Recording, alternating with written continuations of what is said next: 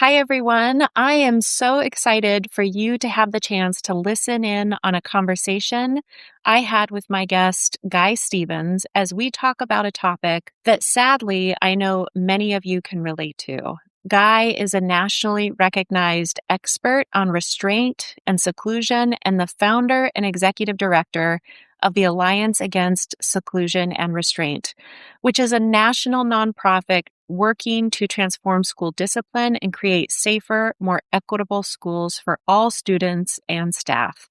His advocacy is deeply informed by his experience as a parent, advocating for appropriate supports for his neurodivergent son, and his belief that embracing neurodiversity and neuroscience is essential to creating safe, inclusive environments for all.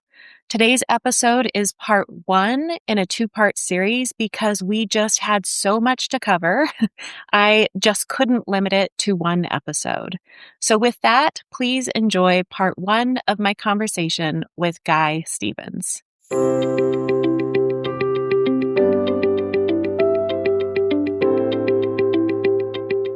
Hi there, and welcome to the Brain First Parenting Podcast. I'm your host, Eileen Devine, and I am a therapist, parent coach, and educator who supports parents that are raising children, teens, and young adults with brain-based differences and challenging behavioral symptoms.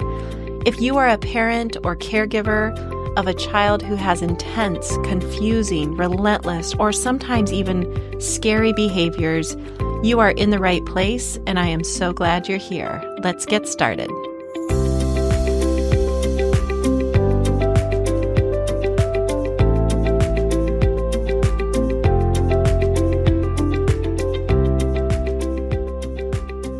Hello, Guy. Thanks so much for joining me on the podcast today. I'm really excited for our listeners to get to know you and the work that you do. Well, thank you. It's great to be here with you. I let folks know that this is going to be a two-part series. And the reason for that is because when our friend Kelly, who I'm very grateful for her putting us in contact, when she connected us and I had the chance to talk with you, I thought, oh, there's way too much here for one episode. My listeners I thought you know. just realized I talk way too much. So That's not a bad thing when you have good things to say. My Sure. listeners know I try to keep these episodes short for them. So what I would love to begin with, because I think it's essential for every guest that I have on, but especially your story, is to hear more about how you came to be doing this work with the Alliance Against Seclusion and Restraint. And then we're going to talk about exactly what that work is. But Sure. beginning with, how did you find yourself here doing this very important work? Sure. And that's a great question. So I started the Alliance Against Seclusion and Restraint in the spring of 2019. And it was a pretty unexpected road that brought me there. You know, I was not back in 2019 in a place where I was thinking, gee, I want to do something else with my life. Why don't I start a nonprofit? But life came, kind of came with some things that happened. And that lived experience led me to leave a job I had been in for well over 2 decades to start a small nonprofit really focused on not just restraint and seclusion, but a lot of the things that are done to kids, often in the name of behavior. And the way that I ended up here was that, like probably many, as a parent I have 2 children, both neurodivergent. My son, unfortunately, experienced being physically restrained and secluded at a school in Maryland. Restraint and seclusion were not things that would even have been on my radar of possibilities of things that might have been done to him at school. Yeah. I would not have imagined there might be a scenario where my son was physically held or held down in some way and prevented from moving freely. I would not have imagined a scenario where my son might have ended up being forcefully put into a room while somebody pushed the door shut and held it shut. Those were not things that I would have imagined. But we had a situation where these things happened to my son, and they happened to him on a couple of timelines. The very first time it ever happened to him, he was only about 6 years old. He was in the first grade. He was out on a playground. He didn't want to come in. Eventually, he was physically restrained, carried in, and put into an empty office. At that point, we got a phone call saying that there was a situation, and it was explained to us. Again, restraint and seclusion were not terms that were used, and nor would I have imagined that those were practices that would be repeatedly used in a school. And for many years, in fact, after that instance, things went well. He moved actually at the end of that year into a smaller classroom setting. And while today that might not have been my choice at the time, it seemed like a good option. And he was actually pretty successful. He had a good team, very relationally based, Mhm. and he made a lot of progress over a number of years. Unfortunately, at the end of fifth grade, we again experienced him being restrained and secluded, and that ultimately led to a situation where he was afraid to go back to school, Yeah. and we were afraid to send him back, and ultimately we ended up homeschooling him for 2 years before he made a decision that he wanted to go back to school. Mm. And while we were supportive of the decision, we were also concerned. We Yeah. were concerned based on what had happened before. And, I had always taken my role really seriously, kind of as a father and an advocate for my child. I had taken my part in kind of IEP team meetings very seriously. Yeah. I went in with ideas and suggestions and recommendations. I was a very active part of our team. And in the time since he had been out of school to the time he was returning, I'd even done more. I'd taken a program with our there's a network of education centers around the country, kind of parent centers, parent training centers. I'd taken some training with our parent training center around advocacy, around, IEPs, around IDEA, kind of the federal law Yeah. around special education. So, as he went prepared to go back, we advocated to make sure that what had happened before did not happen again. And And how old was he unfortunately, at that point when he well, decided at he that wanted to go point, back? he would have been 13 years old. Okay. So Okay. he was returning to school. He was going into the eighth grade. Yeah, middle school. We kind of reached an IEP, and he started that new placement in the fall of 2018. He was excited. We were excited, but also a Yeah. little bit cautious. Yep. But we had done. I think we had done our due diligence. We had worked with the school and provided a lot of information on how to support him. He should never have had those things happen to him previously, but they did, and they had an impact. And ultimately, he started that placement in the fall of 2018. He was there for about 15 days. And in the first 15 days he was there, he was repeatedly restrained and secluded. Oh my goodness. In fact, probably about 5 times over those 15 days. And the last instance of this happening, a large man drugged him to a room. I mean, dragged him across the floor and to put him into a seclusion room. And that was so impactful on him that he did not want to return to school. We did not feel safe sending him back Yes. to school. Yeah. And ultimately, it was that experience that led to a conversation with my son. And the conversation was something along the lines of, this is not okay. If you looked at what the state law said in Maryland, which is where I live, at the time this was done to my son, and I'll just point out there's no federal law that governs the use of physical restraint and seclusion in schools around the nation. So every state is kind of on their own in terms of what their laws say or don't say. Maryland actually happens to have some of the better laws in the country around this. But if you looked at what the law said at the times my son had been restrained and secluded, all the way up from the first grade until the present time that it was happening, he should never have been restrained and secluded. His behavior did not meet the legal threshold for when physical restraint and seclusion would have been appropriate. Yes. So I had a conversation with my son and I said, this is not okay. At this point, he was out of school. We were advocating to get him in home and hospital or homebound placement in the short term. And I said, this is not okay. What was done to you was not okay. And I made him a very simple promise. And the promise was, I'm going to do whatever I can to make sure this doesn't happen to you again or other kids like you. Yeah. At that moment in time, I don't think I reflected on what that would mean. I had no intent of, I'd been in my job for well over 20 years. I worked in the environmental field. I had no intent of leaving that job and starting a nonprofit. But that moment and that promise set me down a path of doing a lot of research, trying to figure out why these things were happening, who they were happening to, and Right. what we could do differently. And ultimately, that's what led me to start the Alliance Against Seclusion and Restraint. Okay. Okay. Yeah, I know my listeners well, and I know that there are people who will relate to your entire story as a whole. And if not the entire story, then absolutely pieces of it. I mean, I shared with Sure. you that I had the same experience as a parent with my daughter when she was very, very young. I would say much less severe of an experience than what your son went through.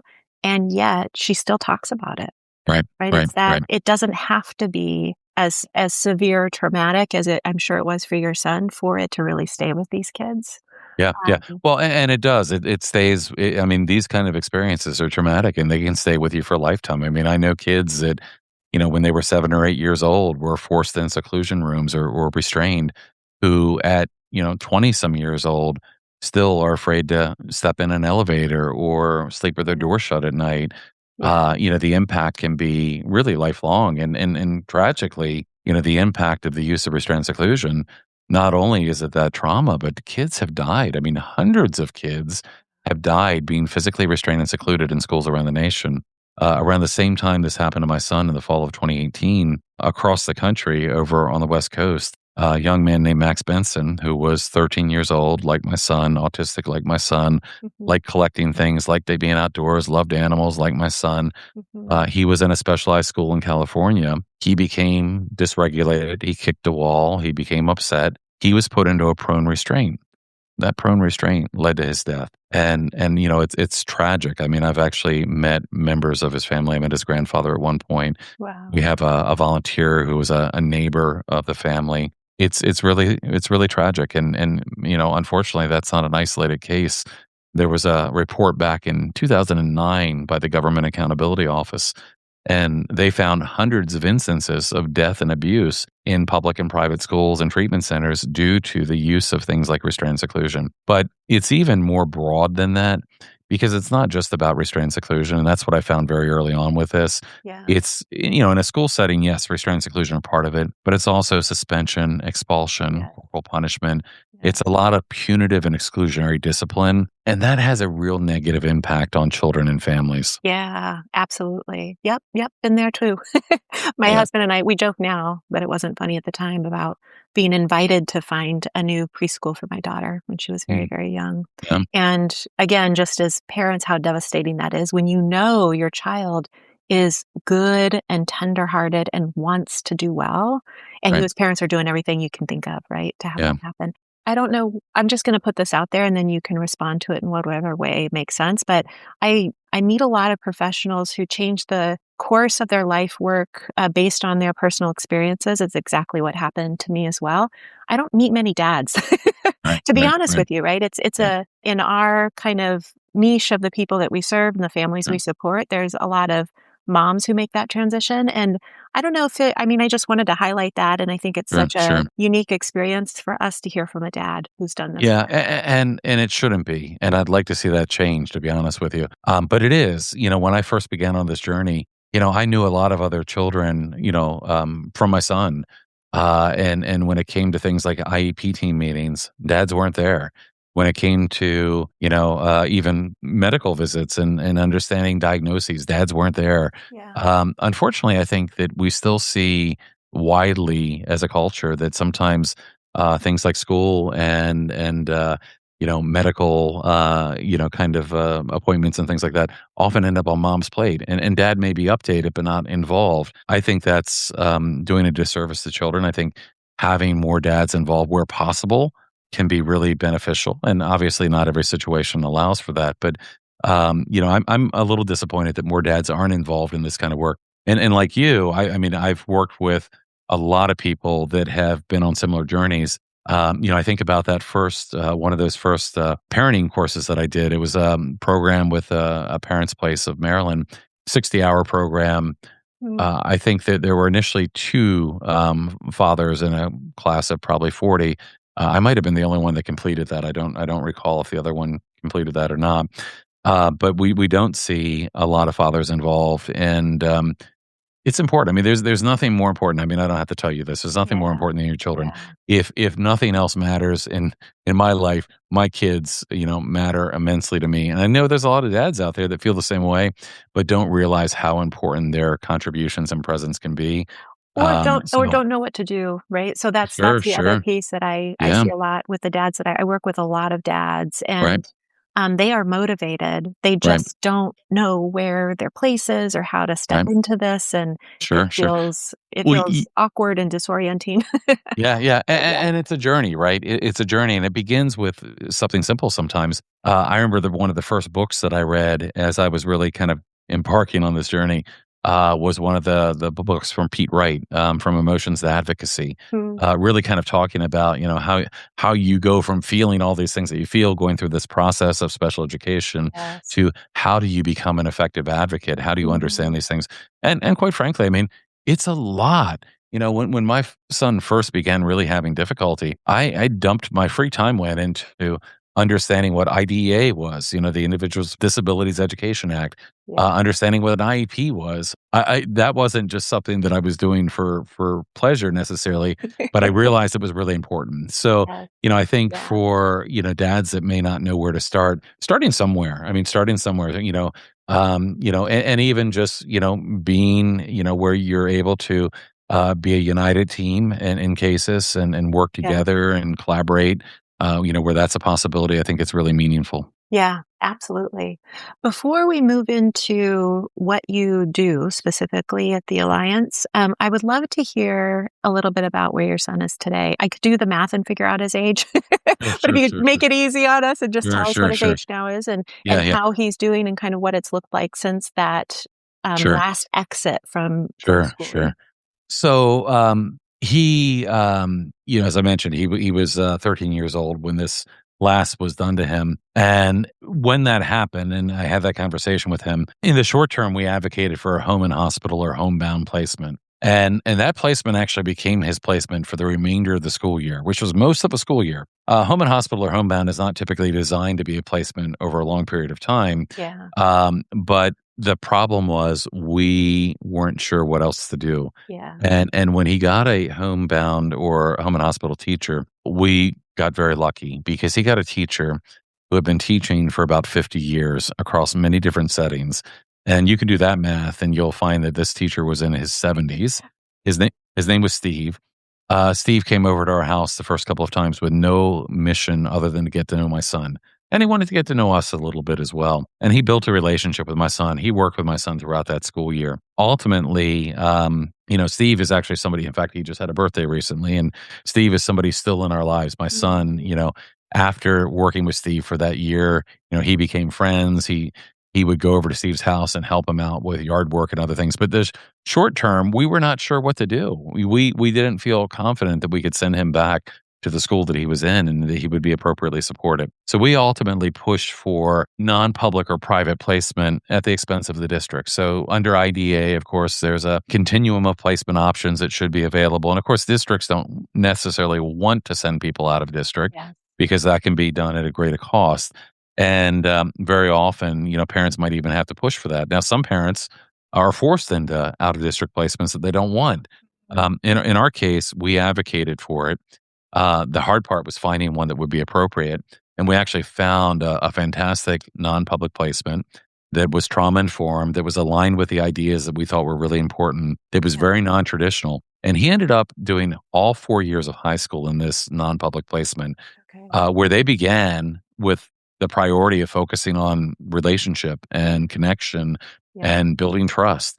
That was essential, and I told them from the beginning, it's like, I care less about the academics right now than I do about establishing this as something that he feels safe and secure and seen and valued.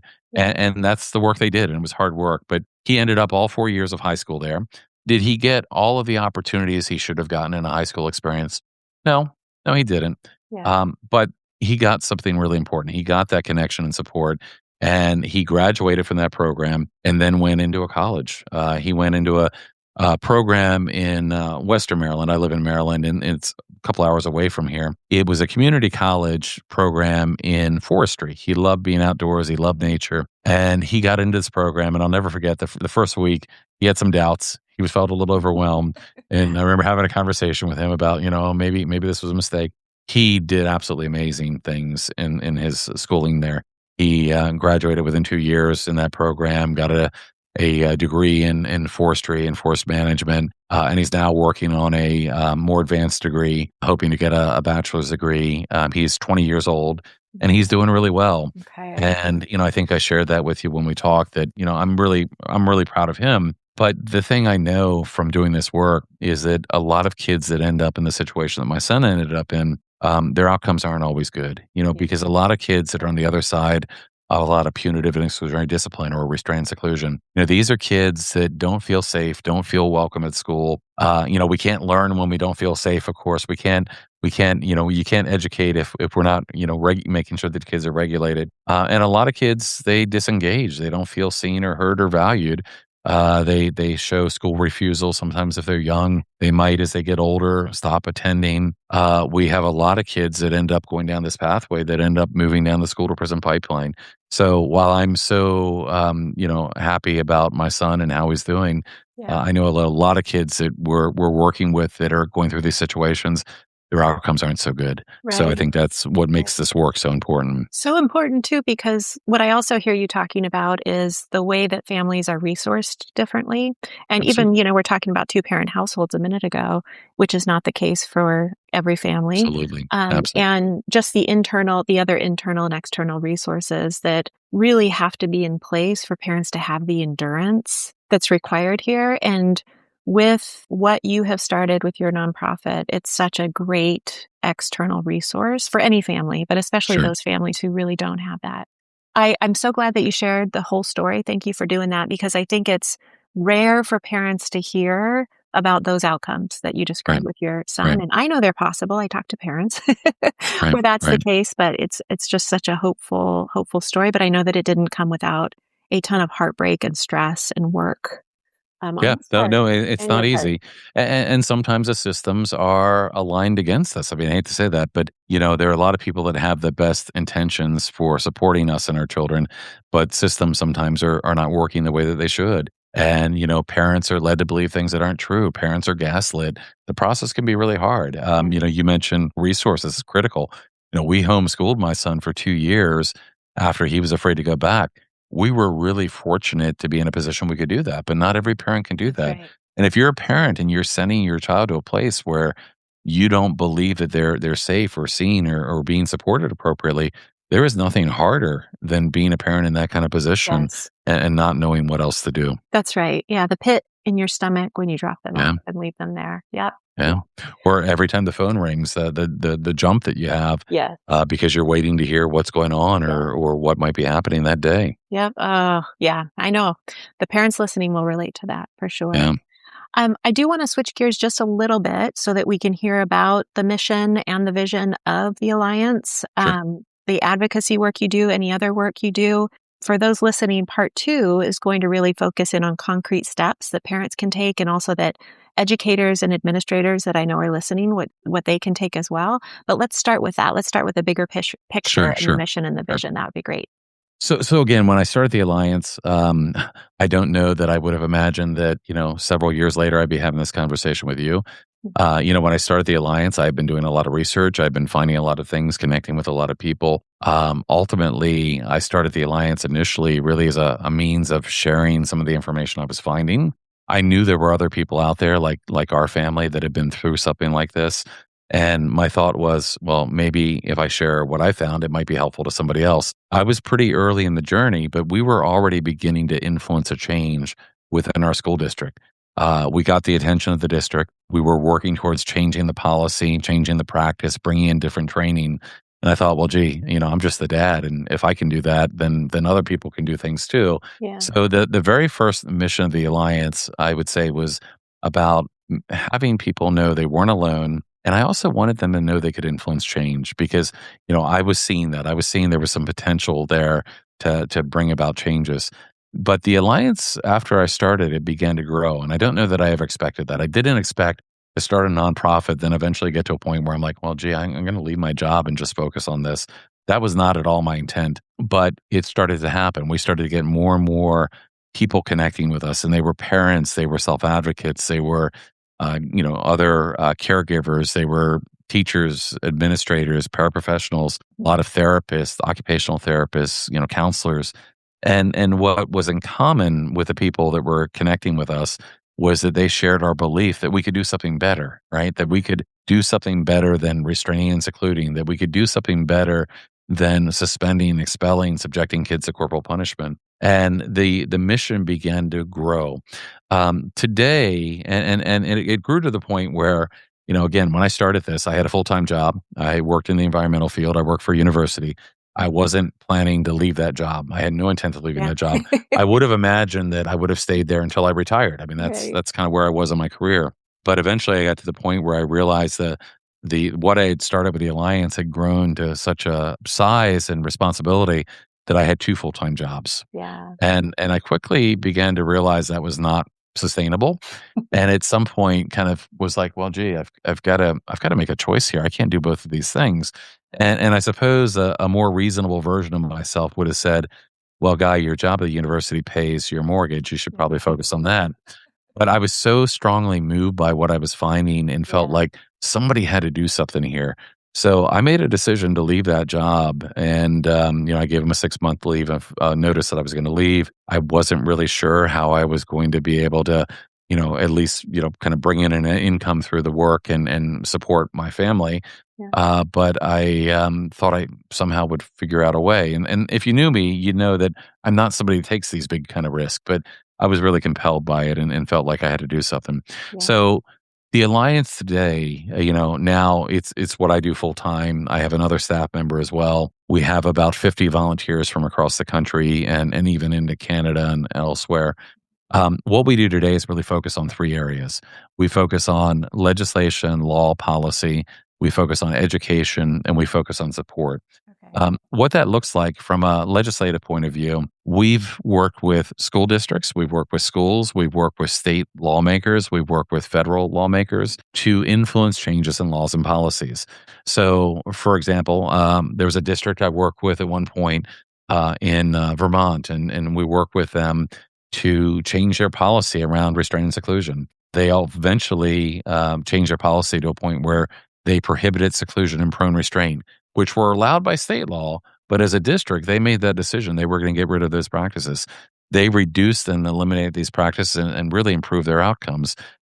I've worked with lawmakers across the country supporting changes in state law. We've had some successes. We've had some challenges. In my home state of Maryland, we were successful a couple of years ago in getting a law passed to prohibit the use of seclusion in our public schools. So no longer could you put a child in a room against their will and not let them out. Mm. I mean, that should be law everywhere as far as I'm concerned. Yeah. But we've worked with lawmakers really across the country, whether it be, Washington State or Connecticut or Texas or Illinois. We've worked to support changes in laws. I've testified at congressional committees on this as well. And again, where we can get better laws and policies, I actually happen to believe there should be federal law around restraint seclusion in schools. There is no federal law. And as a result, your rights change as you go from state to state. It's a civil rights issue. It's a human rights issue. Yeah. It's a disability rights issue. Yeah. Those rights should not vary from state to state. So laws and policies are part of what we do. Mhm. I would say probably what I'm most passionate about and I think is the most important is the education piece of this, because it's not enough simply to say, don't do these things, are wrong. Don't do these things, are harmful. Yes. If we don't bring to people what are the better things we can and should do, That's right. how do we better support kids and teachers and staff and families and move away from things like restraint, seclusion, suspension, expulsion, and corporal punishment? I believe there's a lot of things that we can be doing to help people move away from those practices, but it takes a shift. Yeah. So we do a lot in the name of education, and that looks like podcasts. We've been doing podcasts for a number of years now, where we interview experts, we interview families and caregivers, we interview self-advocates. We talk about the alternatives, the better things we can do. I do a lot of presentations at conferences and events, kind of all around the country and even throughout North America, highlighting better approaches to supporting kids, ways of moving away from behavioral approaches that not only aren't working but are often leading to some of the challenges that we see. I speak to graduate, undergraduate courses.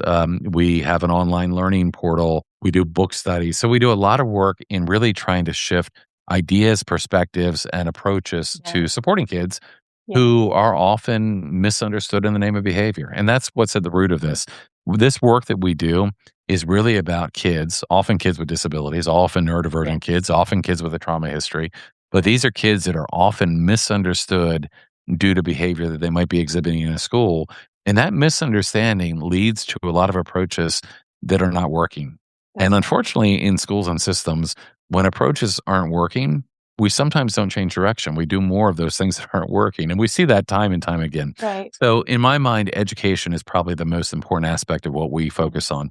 The other thing that we do a lot of individual support. In fact, just prior to talking to you, I was talking to a mother who was going through a situation involving restraint, seclusion, changing a placement, all of these things. And this is something that we commonly, get. We get emails, phone calls, social media messages from families, from caregivers, from educators, from a lot of people who might be in a situation where someone they know, someone they love, someone they care for is on the other side of some kind of punitive or exclusionary discipline. Maybe it's restraint or seclusion, maybe it's suspension or expulsion, but Yeah. something that is not working for them. And we try to offer help and support. So if a family reaches out to us and is looking for help, if they're in the middle of a situation, we might offer them help and guidance up for the things that they might consider doing. I know we plan to talk more about that kind of in the second part, Yeah. but that's a big part of what we do is we try to offer support. Okay. Educators, I have educators that reach out.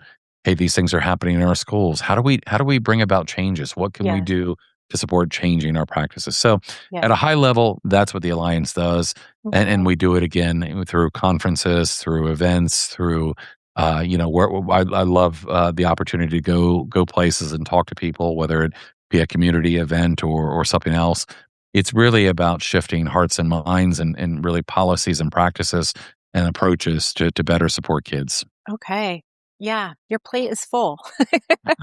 You and your one other person.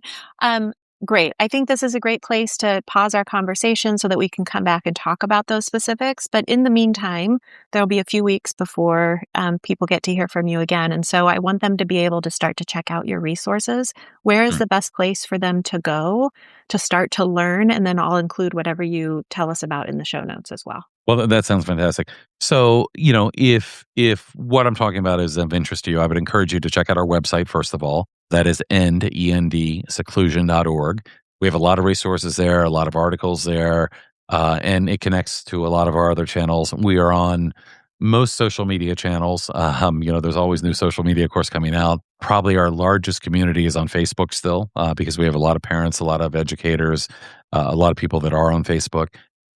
So you can find us on YouTube. We have a really amazing series of podcasts and things that we've done on YouTube. So definitely, look for those. I encourage people to reach out. You can reach out to me directly. My email is Guy, Guy at endseclusion.org. If you're in a situation and you're looking for help or support, feel free to reach out. We've got a phone number as well that I can provide to you. But whether you're an educator, whether you're a parent or caregiver, whoever you may be, if you're going through something related to this and we can help, I would encourage you to reach out. Awesome. Thank you so much. All right. Absolutely. I Pleasure hope to be here you'll today. come back for our part 2, and I look forward to talking to you then. Hey, it's Eileen here, and I have a quick favor to ask of you before we say goodbye for today. There is one simple way that you can support this podcast show, and that is by hitting the follow button on the app where you're listening to the show right now. This year, my number one goal is to reach as many parents as I can who are parenting kids with brain-based differences and challenging behavioral symptoms so that they have access to information that is absolutely essential to understanding their child and experiencing less chaos and devastation in their homes. That is why this show was created. Helping me extend my reach by hitting that follow button on this app will help me more than I can fully articulate. Thank you, and please know that I appreciate it so much.